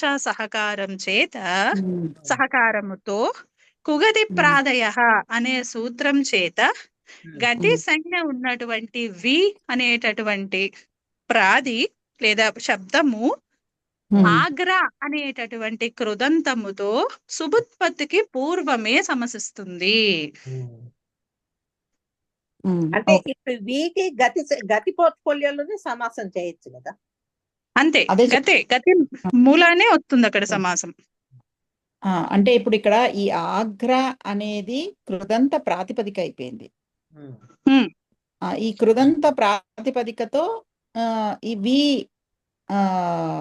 అనేది ఎలా చెప్పాలి దీన్ని, గతి సంజ్ఞ కలిగిన గతి సంజ్ఞ వస్తుంది, గతిష్ట అనే సూత్రము. ఎందుకని అక్కడ ఆగ్రా అంటే అక్కడ ధాతు ఉంది, అది క్రియాయోగంలో ఉన్నట్టే కదా. అవును, గ్రా ప్లస్ కా అది క్రియాయోగం. క్రియాయోగం అంటే ఆగ్రా అనేటటువంటి కృదంత యోగములో వి అనేటటువంటి ప్రాదికి గతి సంజ్ఞ గతిష్ట అనే సూత్రంతో. ఓకే, ప్రాదులకు ఎప్పుడైతే క్రియాయోగం ఉంటుందో ఆ ప్రాదులకి గతి సంజ్ఞ కూడా వస్తుంది. సో గతిష్ట అనే సూత్రం చేత వికి గతి సంజ్ఞ. గతి సంజ్ఞ వచ్చాక ఇప్పుడు మనకి డైరెక్ట్ గా మనకి కుగతి ప్రాదయ చెప్పడానికి వీలుండదు. ఎందుకని అది సమర్థవంతమైన శబ్దాంతరంతో అని మనం చెప్పుకుంటున్నాం గాని అక్కడేమి శాస్త్రం ఏమి దాన్ని కంపల్సరీగా ఇక్కడ ఇలాగే ఉండాలి అని చెప్పట్లా. సుప్సుప అనువృత్తి ఉంది సూత్రంలో. అందుకని ఇక్కడ మనము పూర్వీకుల పరిభాష చెప్పుకుంటాం. గతికారకోపపదానాం కృద్భిః సహ సమాస వచనం ప్రాక్ సుబుత్పత్తేహే అనేటటువంటి పూర్వాచార్యుల పరిభాష సహకారముతో కుగతి ప్రాదయ అనేటటువంటి సూత్రం చేత గతి సంజ్ఞ ఉన్నటువంటి వి అనే శబ్దము కృదంతమైనటువంటి ఆగ్ర అనేటటువంటి ప్రాతిపదికతో సుబుత్పత్తికి పూర్వమే సమాసము. ఓకే, సో ఫస్ట్ పరిభాష చెప్పుకున్నాక దెన్ ఈ పరిభాష సహకారంతో దీన్ని ట్యాగ్ చేస్తాం కుగతి ప్రాదయ. ఎందుకంటే ఇప్పుడు ఇక్కడ యోగ విభాగం చేసినప్పుడు ఈ గతి పోర్ట్ఫోలియోలో ఇది వస్తుంది కాబట్టి మనకి అంటే అంతా ఇక్కడ ఎక్స్ప్లెయిన్ చేయం కదా ప్రక్రియలో, అందుకని డైరెక్ట్ గా చెప్పేస్తాం. అక్కడ చెప్పారు ఆ పరిభాష ఉంది, దాన్ని ఇక్కడ ఫాలో అవ్వాలి అంటే ఈ సూత్రము కుగతి ప్రాదేహ సూత్రంతో సమాసము. కానీ ఆ పరిభాషలు సుబుత్పత్తి కంటే పూర్వమే సమాసం చెప్పాలన్నారు కాబట్టి ఇక్కడ ప్రాతిపదికతోనే సమాసము. సో ఇంక దీని తర్వాత సమాసత్వాత్ ప్రాతిపదిక సంజ్ఞ, తర్వాత సుప్పులకు లుక్, ఇక్కడ సుప్పులు లేవనుకోండి, సుప్పులకు లుక్ అయిపోయిన తర్వాత వి ఆగ్ర అనే స్థితిలో ఇక్కడ మళ్ళీ ఉపసర్జన సంజ్ఞ. ప్రథమ నిర్దిష్టం సమాస ఉపసర్జనం అనే సూత్రం చేత కుగతి ప్రాదయ అనేటటువంటి సూత్రంలో గతి అనేది ప్రథమ విభక్తిలో చెప్పబడింది కావున గతి సంజ్ఞ ఉన్నటువంటి వికి ఉపసర్జన సంజ్ఞ. ఉపసర్జనం పూర్వం అనే సూత్రం చేత పూర్వ ప్రయోగము.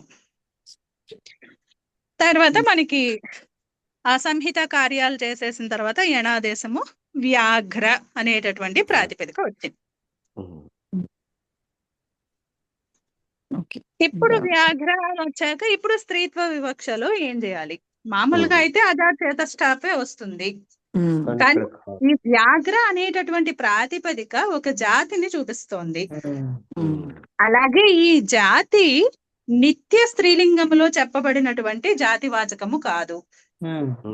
అంటే ఇప్పుడు మక్షిక ఉంది, అది ఎప్పుడు నిత్య స్త్రీలింగమే కదా ఆ జాతివాచకము. దానికి మళ్ళీ పుల్లింగంలో వేరియేషన్ లేదు, మక్షిక లేదు, మక్షిక అంతే, గాడిదైనా ఏదన్నా సరే. అలాంటి జాతివాచకం కాదు, అంటే నిత్య స్త్రీలింగంలో ఉండేటటువంటి జాతివాచకము కాదు. అలాగే ఇక్కడ ఉపధాలో య అనేటటువంటి హల్లు కూడా లేదు. అందుకని ఇక్కడ జాతే అస్త్రీ విషయాత్ అయుపధాత్ విడగొట్టి చెప్పాను. అక్కడే మనకి విడిగా పదాలు తెలిసిపోతున్నాయి చూడండి. జాతేహే అంటే జాతివాచకము. ఎటువంటి జాతివాచకము? అస్త్రీ విషయాత్ అంటే అక్కడ కేవలము స్త్రీలింగములో మాత్రమే ఉండేటటువంటి జాతివాచకము కానటువంటిది. అది కూడా ఏంటి? అయుపదాత్ అంటే యకారము ఉపదాలో లేనటువంటిది. అటువంటి దానికి మనకి ఈ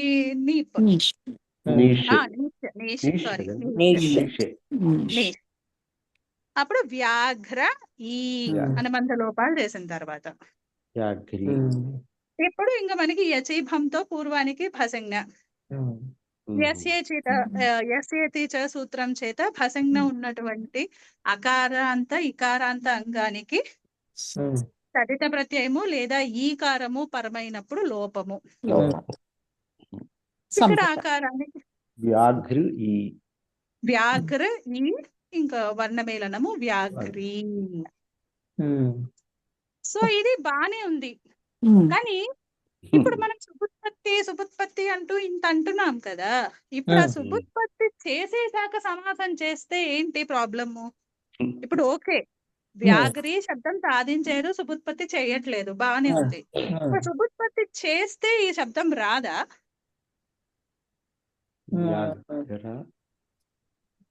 ఒక్కసారి మళ్ళీ ఇంత డీటెయిల్ గా కాకపోయినా మళ్ళీ ఒక్కసారి వెనక్కి వెళ్దాం. అంటే ఇప్పుడు మనం చేస్తే ఇది చేసిన తర్వాతే సమాసం చేస్తున్నాం అనమాట. ఓకే, ఈ కండిషన్ లో ఇంకా సుబుత్పత్తి చేస్తూనే సమాసం చేస్తున్నాం. To show why is this పరిభాష రిక్వైర్డ్ అని దాని ఇంపార్టెన్స్ చూపించడానికి సుబుత్పత్తి అని అన్నాం కదా. ఎందుకంటే అప్పుడు గ్రా అన్నది శబ్దం ఏదైతే ఉందో దానికే మనం టాప్ చేసేయాల్సి వచ్చింది కదా. అందుకని ఒకసారి మళ్ళీ బ్యాక్ టు స్క్వేర్ వన్, మళ్ళీ లౌకిక విగ్రహానికి వెళ్ళిపోదాం. అప్పుడు ఆ స్థితిలో అది జాతివాచకం కాదు. ఎక్కడ గ్రా అన్న స్థితిలో అది జాతివాచకం కాదు, అందుకని నీష్ వచ్చే అవకాశం లేదు. అదంతా అంగము అన్న దీంతో టాపే వస్తుంది. అవునండి, కానీ అప్పుడు దానివల్ల మన ప్రాబ్లం ఏంటండి? ఉత్పత్తి అన్నది అందుకే అన్నమాట. అది అవునండి, కాకపోతే దానికి మనం పై లెవెల్ నుంచి వస్తే ఎగ్జాక్ట్లీ అక్కడ ఎందుకు ఇలాగే రావాలి అన్న తెలుస్తుంది. నేను తొందర పడతానులేండి, తెలిసిన వెంటనే చెప్పేయాలి. ఇంకొక 40 రోజులు వెళ్ళిపోవాలి. ఇప్పుడు విశేషేణ ఆసమంతాత్ జిగ్రతి ఇది అనేటటువంటి లౌకిక విగ్రహ వాక్యం. ఇప్పుడు మనం చూస్తున్న ప్రక్రియలో మనము ప్రాక్ సుబుత్పత్తేహే అనేటటువంటి దాన్ని పక్కన పెట్టేసి సుబంతాలతోనే సమాసము అనే అంశాన్ని చూస్తున్నాం ఇప్పుడు. ఓకే, సో ఇప్పుడు అలౌకిక విగ్రహ వాక్యము డైరెక్ట్ గా రాసేసుకున్నాం, ఎందుకంటే ఇందాక చెప్పుకున్నాం కదా. సో ఇప్పుడు వి ఆంగ్ గ్ర క ఈ స్థితిలో మనకి వి ఆంగ్ ఈ గ్ర కాస్త గ్ర అనేటటువంటి కృతంత ప్రాతిపదిక వచ్చేసింది.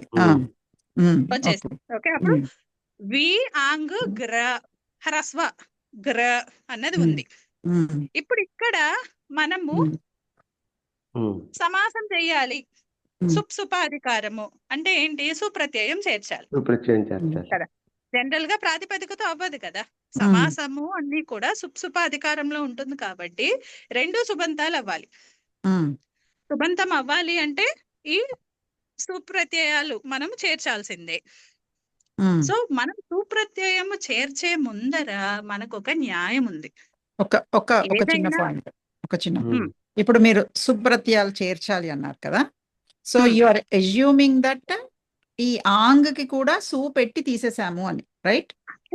ఓకే, దట్ ఈస్ ఇంప్లైడ్ నా అది ఉద్దేశంలో. దట్ ఈస్ ఇంప్లైడ్, ఎందుకంటే ఎందుకంటే అది ఆంగ్ ఉపసర్గ కాదు. అన్నది ఆంగ్ అన్నది ఇప్పుడు మనము ఉపపదము అని చెప్తున్నాము. By default it is a ప్రాదయ అనే సూత్రంతో ప్రాగీశ్వరాన్నిపాత అనే అధికారంలో ప్రాదులన్నీ కూడా పఠించబడ్డాయి. అవును. అందుకని బై డిఫాల్ట్ ప్రాదులన్నీ నిపాతలు.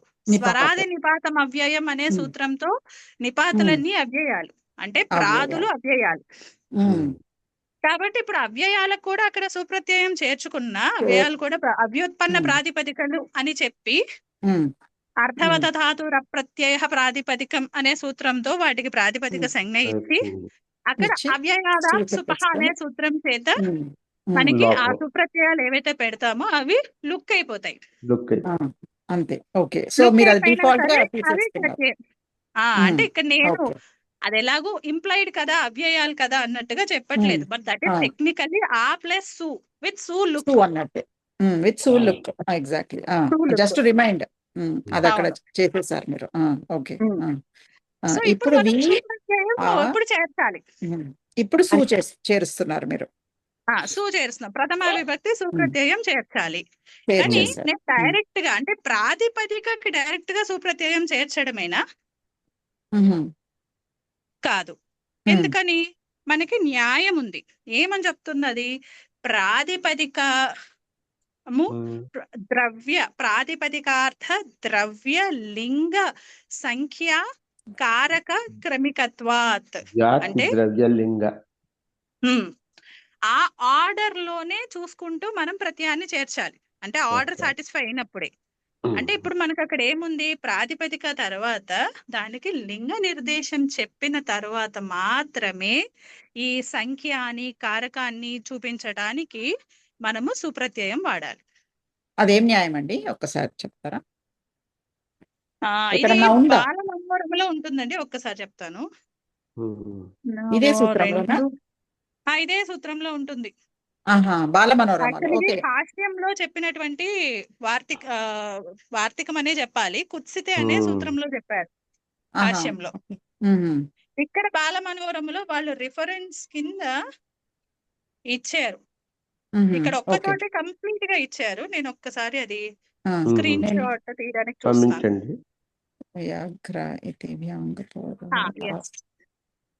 ఒకసారి ఇక్కడ ఉన్నది చదువుతాను.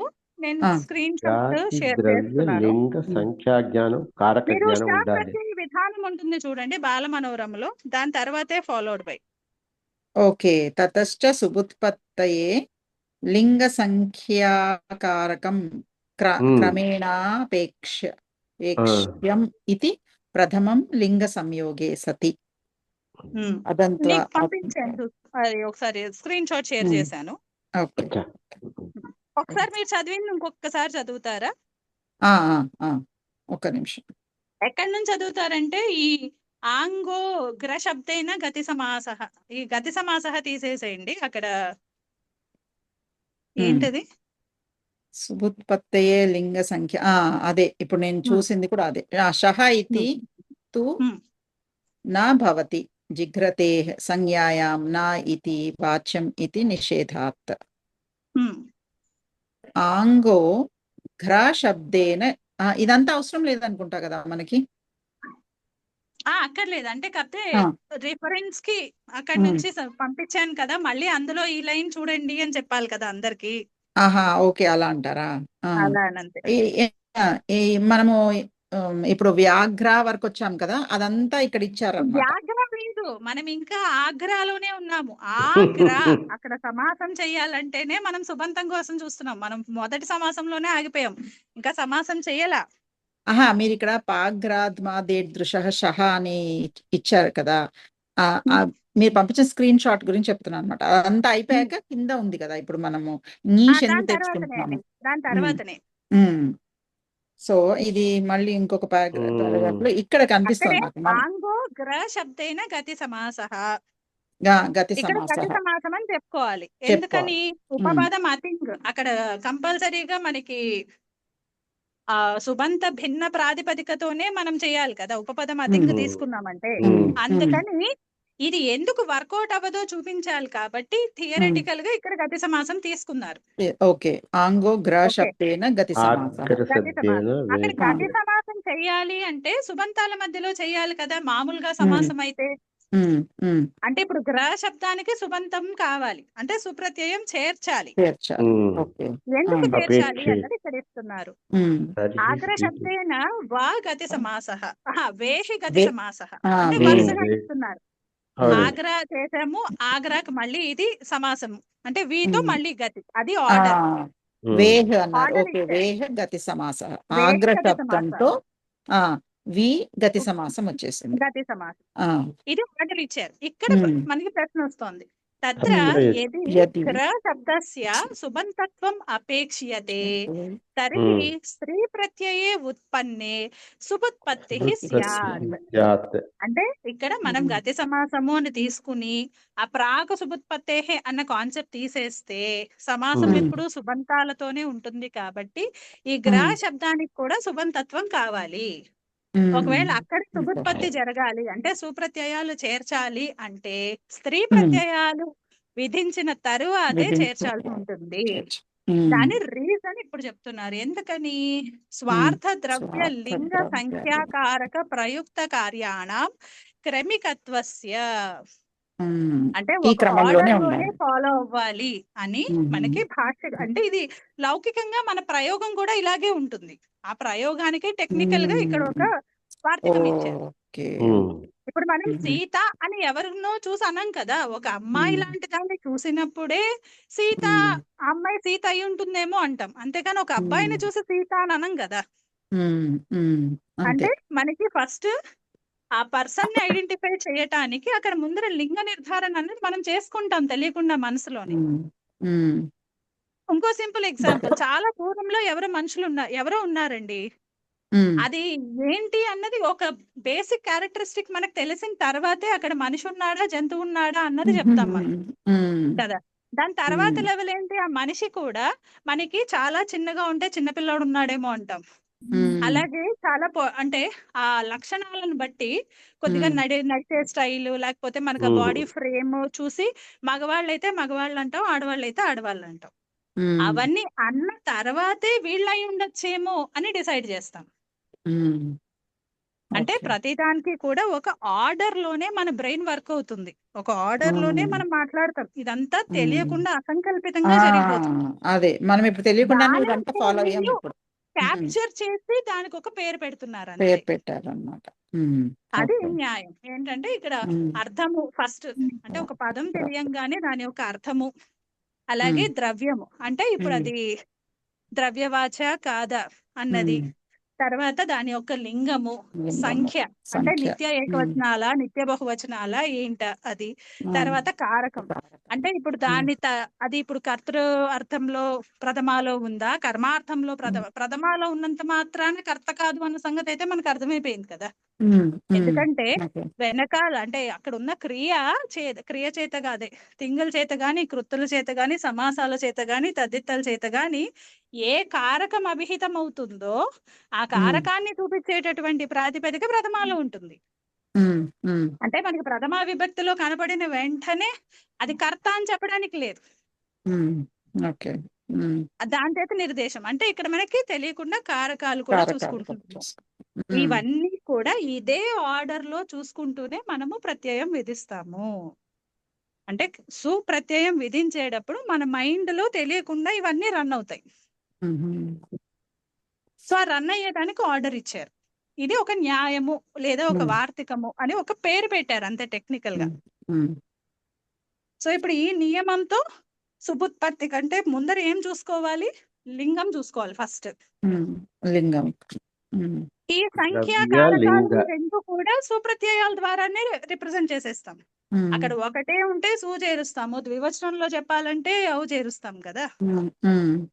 అంటే ప్రత్యయ విధానంలోనే ఈ సంఖ్యా కారకాల గురించి తెలుస్తుంది, కానీ లింగము అన్నది మనము ప్రత్యేకించి మనము నిర్ధారించి అక్కడ చెప్పాలి. అక్కడ స్త్రీలింగంలో ఇప్పుడు మనం నిర్దేశం చెయ్యాలి అని అనుకున్నప్పుడు ఏం జరగాలి, దీనికి తగినటువంటి స్త్రీ ప్రత్యయాన్ని, ఆ స్త్రీత్వాన్ని జ్యోతించడానికి చూపించటానికి అక్కడ తగినటువంటి స్త్రీ ప్రత్యయం చేర్చిన తరువాతనే సుప్రత్యయం చేర్చాలి. ఓకే. అప్పుడు ఇక్కడ గ్రా అనేటటువంటి ప్రాతిపదిక అది ఇప్పుడు దానికి ఏ అర్థము అంటే ఏ అర్థము అంటే ఇప్పుడు జాత అర్థం అయితే లేదు. కేవలము గ్ర అనేటటువంటి దానికి జాత అర్థం అయితే లేదు. ఒక కృదంత వాసన ప్రాతిపదిక చూస్తుంది. లాగానే ఉంది అంతే. అంటే గ్ర అంటే జిగ్రతీతి అన్నట్టుగానే తీసుకోవాలి కదా. అంతే. అంటే వాసన చూస్తోంది అని చెప్పాలి అంతే. అంతకు మించి అక్కడ జాతి నిర్దేశం ఏమి మనకు తెలియట్లా ఏం గ్ర లేదు. అనే శబ్దం చేత. అప్పుడు ఏమైపోయింది, ఉత్సర్గ ఉంది కదా, అదంతంగము. గ్ర అనే ప్రాతిపదిక అదంతంగము. కాబట్టి అజాత్యత స్థాపనే సూత్రం చేత టాప్. అప్పుడు దాని తర్వాత కార్యాలు చేసిన తర్వాత గ్రా అనేటటువంటి దీర్ఘ ఆకారాంత స్త్రీలింగ శబ్దం వచ్చింది. శబ్దం వస్తుంది.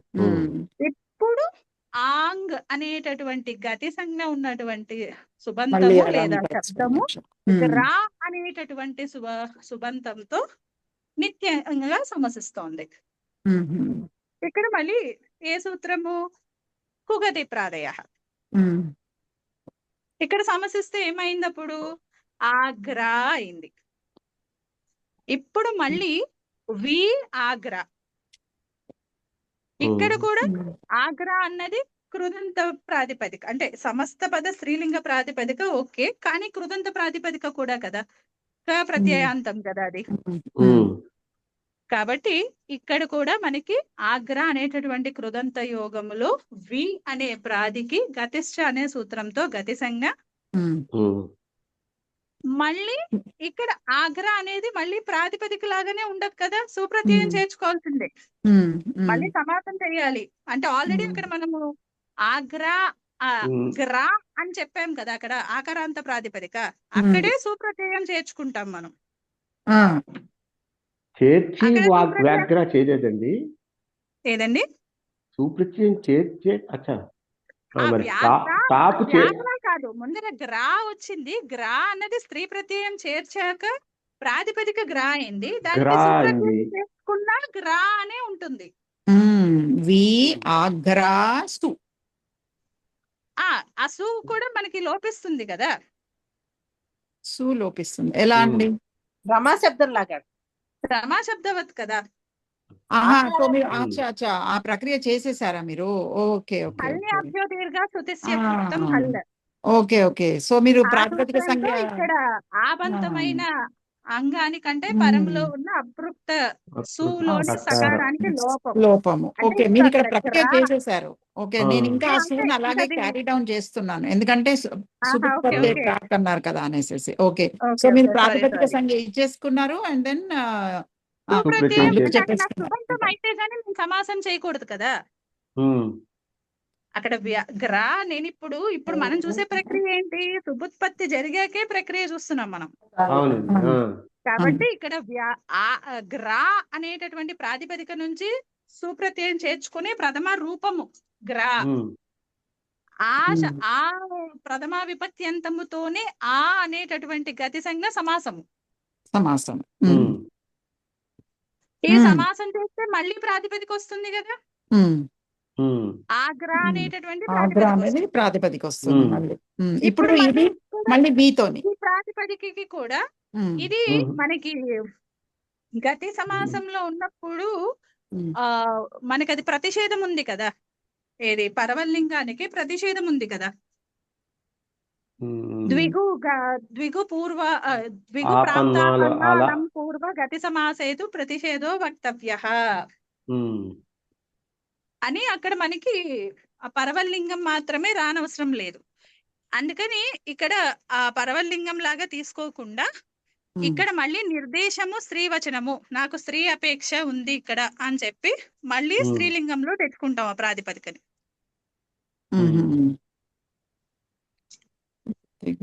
అప్పుడు మళ్ళీ ప్రత్యయం అప్పుడు మనకి బి ఆగ్రానే ఉంటుంది. అవును. ఓకే, ఇప్పుడు మళ్ళీ ఈ రెండిట్లో సమాసము. ఈ ఆగ్రా అనేది ప్రాతిపదిక కాదు, ఈ ఆగ్రా అనేది ప్రథమ విభక్తి ఏకవచన రూపం. అది ఎందుకంటే ఇప్పుడు మనం ఓకే, అంటే రెండు ఒకలాగే ఉండేసరికి అదేలేండి.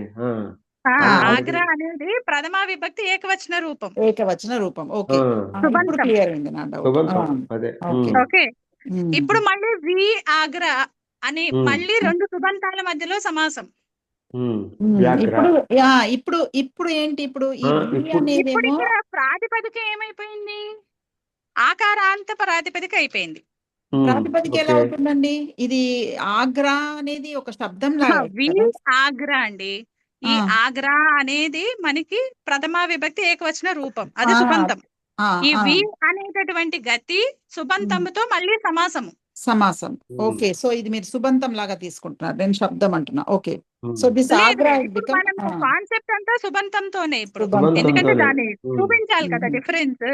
Why are we not achieving అన్నది. ఓకే, సో ఇప్పుడు దీనికి గతి, వి అనే దానికి గతి ఉంది, ఆగ్రా అనే దానికి సుబంతం, సుబంతం. అది ప్రథమా విభక్తి ఏకవచన రూపం. ఏకవచన ఏకవచన రూపము. ఓకే. దట్ ఈస్ సుబంతం, నథింగ్ బట్. ఓకే, ఇప్పుడు మళ్ళీ కుగతి ప్రాదయతో సమాసం, రెండు సుబంతాల మధ్యలో సమాసం. రెండు సుబంతాల మధ్య కుగతి. అదే ముందు కుగతి ఉపపదములు ప్రాదయ. తర్వాత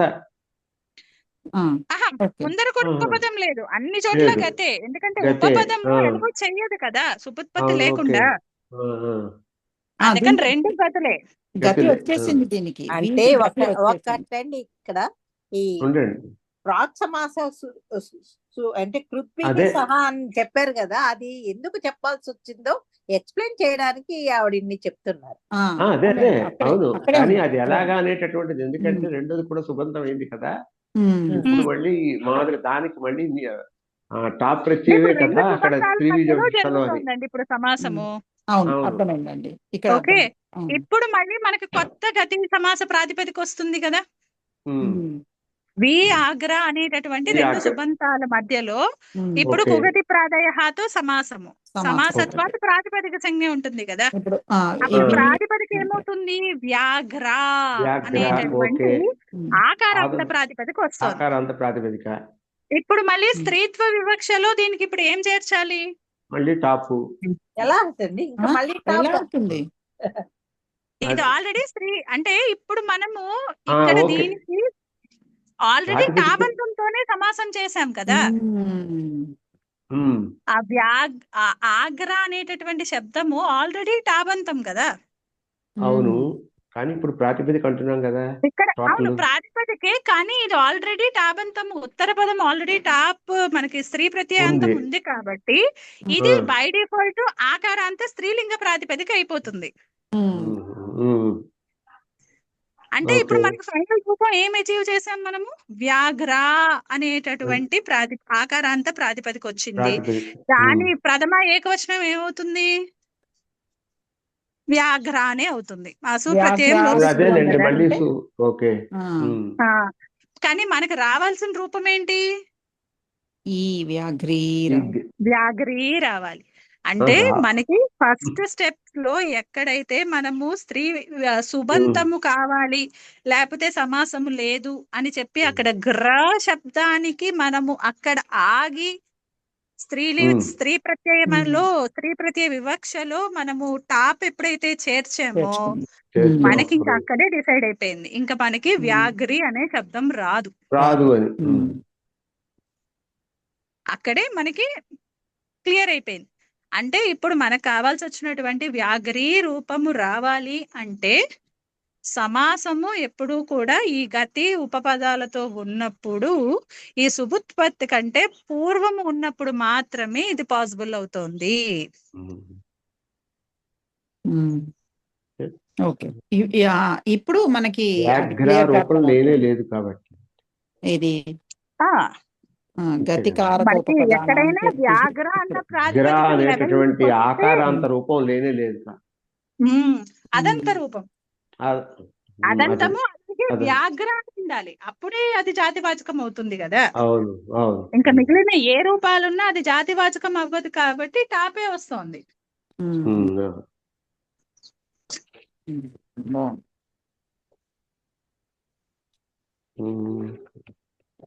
అంటే ఇప్పుడు అఫ్ కోర్స్ ఇది అనిష్ట రూపం అనుకోండి. ఇప్పుడు మనం సిద్ధించుకున్న వ్యాఘ్ర అనేది ఇలా వచ్చిన వ్యాఘ్ర అనే అనేది నిత్య స్త్రీలింగం అని చెప్పుకోవాలా? ఆ, లేదు లేదు అంటే ఇది అనిష్టం కదా, అందుకని మాట్లాడకూడదు. కానీ మాట్లాడకూడదు యాక్చువల్లీ. ఆ, అంతే అంతే అంతే కదా. అంతే, అది అనిష్టం అంటే it's not in use. It's not in use. కానీ అనభిధానాత్ అండి, అనిష్టం కూడా కాదు, అనభిధానాత్. అది ప్రయోగంలో లేదు, వ్యాఘ్ర అనేటటువంటి ప్రయోగంలో లేదు. వ్యాఘ్ర అన్నది లేనే లేదు. ఈ డిఫరెన్స్ ఎందుకు ఇలా అనభిధానాత్ అంటున్నాను అంటే మనకి కారకాల దగ్గర ప్రూవ్ చేసేటప్పుడు అర్థమైపోతుంది. అవును, అక్కడ అశ్వక్రీతి అనేది ఉంది, అశ్వక్రీత అనేటటువంటి టాబంతం కూడా ఉంది. అక్కడ ఈజీగా తెలుసు. అక్కడ అనభిధానం లేదు, అంటే రెండు ప్రయోగాలు కరెక్టే. కానీ ఇక్కడ వ్యాఘ్ర విషయంకి వస్తే ఇది ప్రయోగం లేదు, వ్యాఘ్రీనే అంతే. ఓకే ఓకే అండి, అర్థం.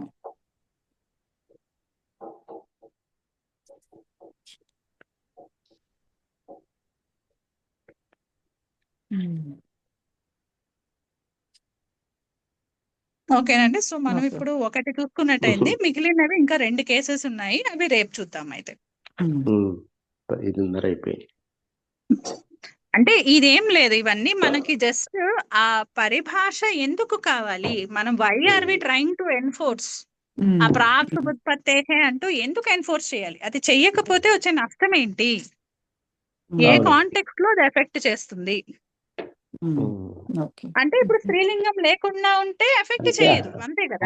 అనిష్ట రూపం ఇక్కడ ప్రాబ్లం తెలిసినట్టయితే అంతా కూడా తెలియకపోతే ఈ ప్రాబ్లం స్త్రీ లేదండి. కింద వచ్చిన అది కాదు. స్త్రీ ప్రత్యయాలతోనే వస్తుంది ప్రాబ్లమ్. అంతే. అనిష్ట రూపం తెలిస్తే, తెలియకపోతే ప్రాబ్లమే లేదు. 2 రూపాయలు ఉంటాయనుకుని చేసేస్తాం, వరీ లేదు అప్పుడు. అమ్మో, మీరు అలా అన్నారంటే ఇవాళ 1.5 hour వేస్టేనండి. అయ్యో అలా అలా కాదు. అంటే ఈ ఏమండి? అనిష్ట రూపం అనేటటువంటిది ఒకటి ఉంది మనం కాబట్టి కానీ final- కాన్సెప్ట్ మనం ఫైనల్ మనం ఇప్పుడు ఇవ్వాలి కదా. ఆ గురువు గారు చెప్పేవారు చూడండి, సామ్రాట్ అన్న పదం లేదని.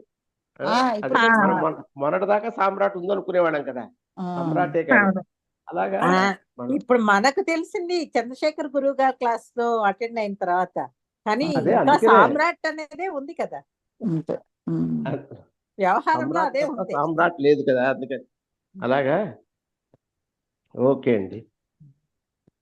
అదే, సో ఇప్పుడు మనం ఒకటి చూసాము, ఇంకా 2 ఉన్నాయి. దాని తర్వాత అందరికి మరీ టూ మచ్ ఆఫ్ అంటే ఒకే సూత్రం మీద ఇన్ని రోజుల అంటే బ్రేక్ ఇద్దాము, లేదు అంటే లేదు వీడికి అలాంటిది అక్కర్లేదు. పదాలు తీసుకుని పూర్తి ఇంత డీటెయిల్డ్ ప్రక్రియ అవసరం లేదు. కానీ అసలు అక్కడ అంటే ఏ సూత్రం చేత విధానము, ఆ సూత్రంలో అక్కడ మనకు ఉపపదం ఏమై ఉంటుంది, అలాగే ఇక్కడ ఫైనల్ ఎండ్ రిజల్ట్ ఏంటి,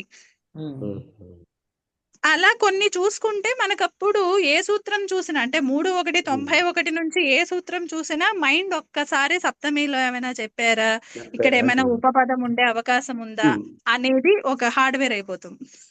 మీరే చెప్తారు కదా, బాధలేదు. అదే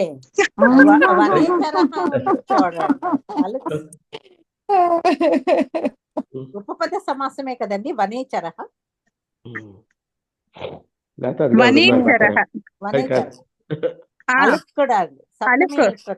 సప్తమి అలుక్ ఉపపద అదే ఉపపద సమాసమే సప్తమి అలుక్. సప్తమి అలుక్ అదే చరేష్ తక్కువ ఏదో ఉంది అక్కడ దానికి.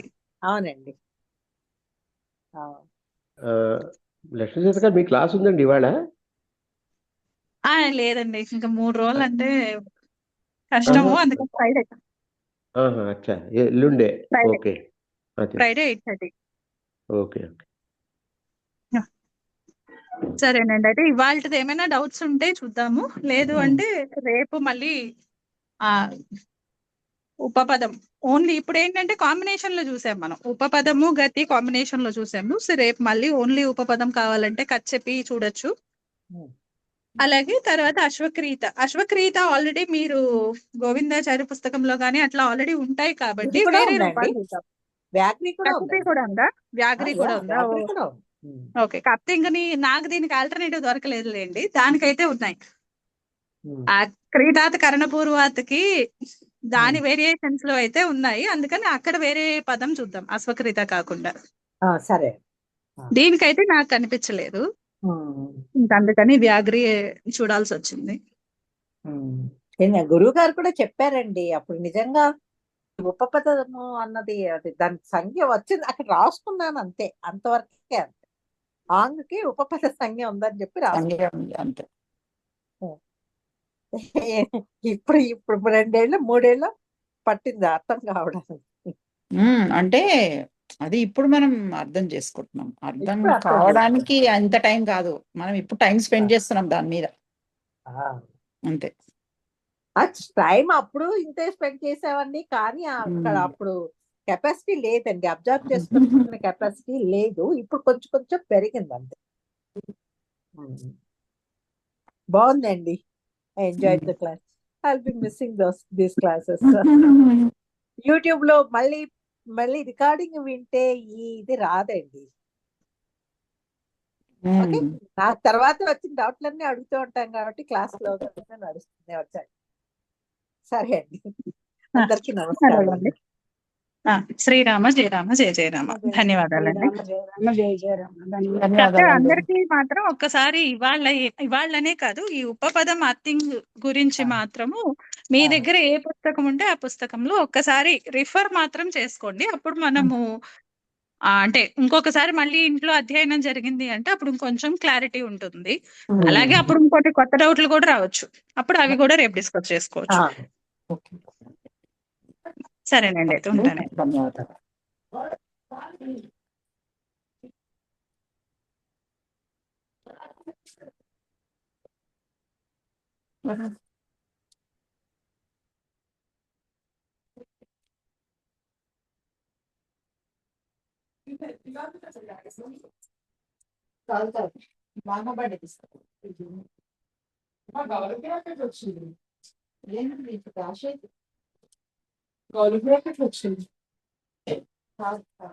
వచ్చినాడు.